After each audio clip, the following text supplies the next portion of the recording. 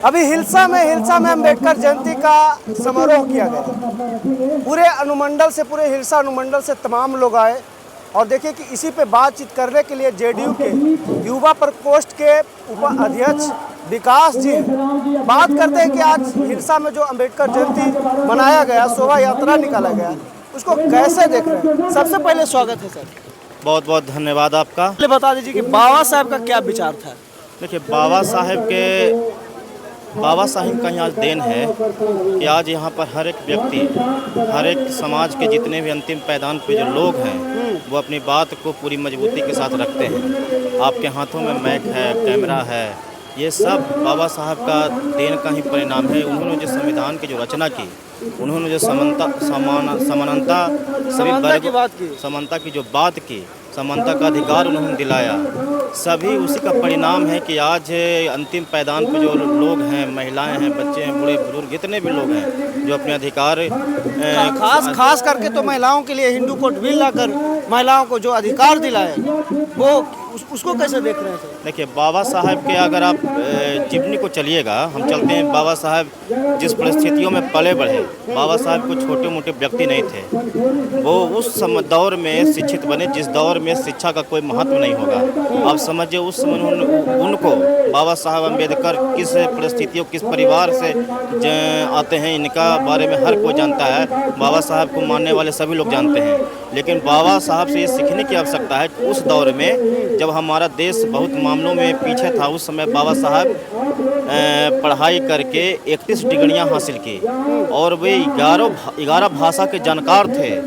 वो उस समय के दौर में उन्होंने जिस तरीके से अपने समाज में जो कठिन परिस्थितियां देखी थी, कहा भी जाता है तो अपने समाज में कुरीतियाँ था, उस कुरीतियाँ को मिटाने का काम किया। नहीं, बाबा साहब ने हमेशा, सिर्फ उनको संविधान रचयिता के रूप में हम लोग जानते हैं, लेकिन बाबा साहब सबसे बड़े समाज सुधारक थे। लोग तो ये भी कहते हैं कि सिर्फ दलित के नेता थे। नहीं, हम बार बार करें, बाबा साहब के संविधान से ही आज जितने भी समाज में जितनी भी जातियां वर्ग हैं, सभी उसी के आधार पर चल रहे हैं। बाबा साहब ने जो संविधान, अच्छा हम चलते हैं उस समय, बाबा साहब ने सबसे ज़्यादा समाज सुधारक की गिनती में आते हैं, सबसे बड़े समाज सुधारक थे।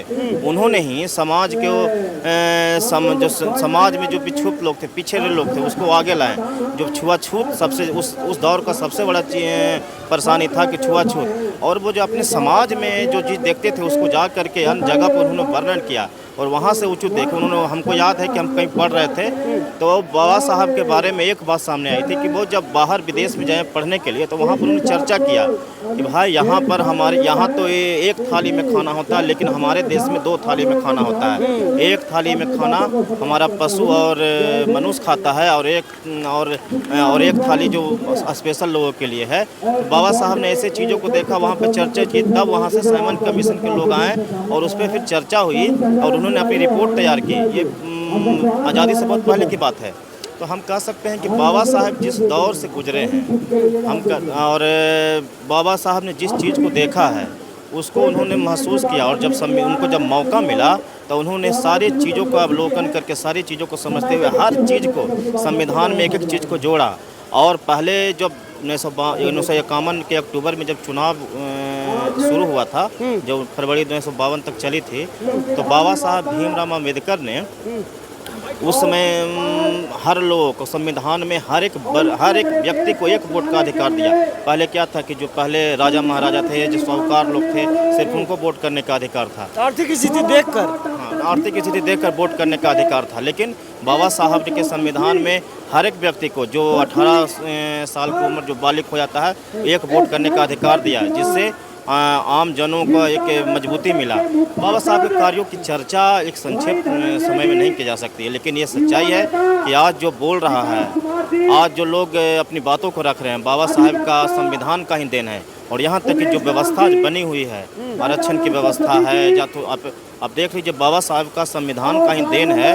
और कि उन्होंने अंतिम पायदान के लोगों को आगे लाने के लिए संविधान में आरक्षण की व्यवस्था की। और हमारे जो देश के, हमारे जो राज्य के जो मुख्यमंत्री आदरणीय श्री नीतीश कुमार जी ने 2005 में उनको जनता ने मौका दिया और उन्होंने संविधान के तहत महिलाओं को नगर निकाय चुनाव में, पंचायती राज चुनाव में 50% आरक्षण का प्रावधान लागू किया, जिसके तरह से अंतिम पायदान पे जो लोग महिलाएं हैं जिनको कोई समाज में उनका पूछता नहीं था, आज वो जनप्रतिनिधि बनकर समाज का प्रतिनिधित्व कर रही है। उसी तरह जो दलित वर्ग के लोग हैं, महादलित वर्ग के लोग हैं, अनुसूचित जनजाति वर्ग के लोग हैं, उनको भी आरक्षण की व्यवस्था की गई ताकि आप संविधान के तहत आप अपनी बात को बड़े से बड़े लोगों के बीच में जाके मजबूती से कहिए। आज चल जाइए, बड़े से बड़े अधिकारी है कुर्सी पे बैठे हुए हैं, डीएम हैं, एसपी हैं, अगर एक जनप्रतिनिधि है, एक महिला अगर दलित समाज से भी आए होता है और वो जा करके कुर्सी पे बैठ करके वो उससे प्रश्न कर सकती है, तो ये अधिकार बाबा साहब ने दिया है।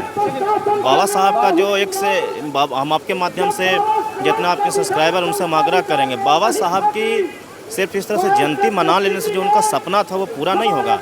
हम उनसे आग्रह करते हैं कि समाज में जो उन्होंने संदेश दिया था कि शिक्षित बनिए, संगठित रहिए और संघर्ष कीजिए, बाबा साहब का ये संदेश सभी मायनों में बहुत अलग है।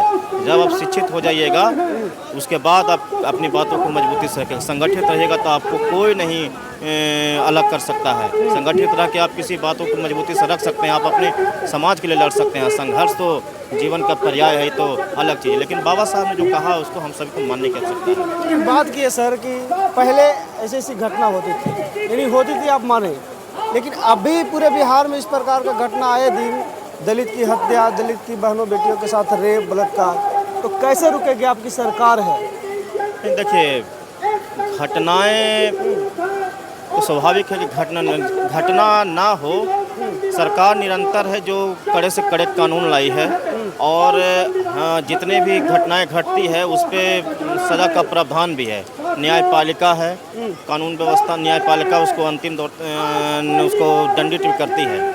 घटनाएं अगर घट रही है तो हमारी सरकार उस घटनाओं के प्रति संवेदनशील है। अगर कोई भी घटनाएं घटती है तो पूर्णतः जो पीड़ित पक्ष होता है उसको न्याय हमारी सरकार में मिलती है। हमारे सरकार में कोई ये दावा नहीं कर सकता है कि घटना करके वो बच गया। घटनाएं घटती है, सर कानून अपना काम करता है और उसको सज़ा तक पहुंचाती है। एक लास्ट क्वेश्चन सर, जो अंबेडकर जी के अभी भी विरोध करते हैं, उनके संविधान को मिटाना चाहते हैं, उनको क्या कहिएगा? कैमरा में देख के बोलिए। नहीं, हम कर रहे हैं संविधान। बाबा साहब को जिस दिन संविधान लोग मिटा देगा तो वो रहेगा कहीं? बताइए तो। बाबा साहब के संविधान मनुस्मृति लागू करना चाहिए। नहीं, मनुस्मृति कहाँ से लागू हो जाएगा? आप ऐसी बात करें। ये देश, हमारे जो नेता हैं आदरणीय श्री नीतीश कुमार जी, वो संविधान को मानने वाले हैं और ये देश संविधान से चल रहा है। अच्छा, अभी तो भाई आप जिसकी बात कर रहे हैं, हम उसकी हम नाम नहीं लेना, हम उस पर चर्चा नहीं करें, लेकिन आप बताइए, ये चर्चा तो बहुत दिनों से चल रही है, कई दशक भी बीत गए, कोई छू पाया संविधान को? का सही हमसे कोई छू पाया संविधान को? संविधान को छूने वाला सर खुद जल जाएगा। देश संविधान से चलेगा और बाबा साहब ने जो संविधान में जो अधिकार सभी लोगों को दिया है उसके तहत चलेगा। कोई अपने मन से कोई और चाहेगा कि कुछ कर दे, वैसा नहीं होगा। लेकिन बस देश में हम आपसे आग्रह करेंगे, जितने भी लोग हैं जो अम्बेडकर जी को मानने वाले लोग हैं, उनसे कि संविधान का सही उपयोग आप जानिए, अपने बच्चों को पढ़ाइए, बच्चों को मजबूत कीजिए, बच्चों को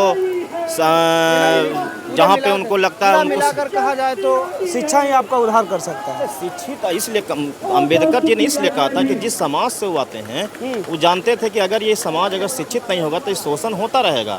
इसीलिए उन्होंने बार बार आगे कहा है कि शिक्षित आप बनिए, आप पढ़ लिखिए। आप उन्होंने तो कहा है, जो आज तक उनका जो कथन है वो दीवारों पर लिखा हुआ है कि भाई शिक्षा वो शेरनी का दूध जो पी लेगा वो कहीं भी दहाड़ेगा। क्योंकि जब आप पढ़ लीजिएगा, जब आप जानकार हो जाइएगा तो आपसे कोई टकराने वाला आदमी नहीं है। तो साफ तौर पर सुनने का काम किया। जेडीयू के नेता हैं, इन्होंने साफ कहने का काम किया कि जब तक संविधान है, किसी को छूने की औकात नहीं। तो पूरी बातचीत पर आपकी क्या प्रतिक्रिया? अपना प्रतिक्रिया हमारे साथ साझा जरूर करिएगा। फिर मिलते हैं अगले वीडियो में अगले खबरों के साथ। तब तक धन्यवाद।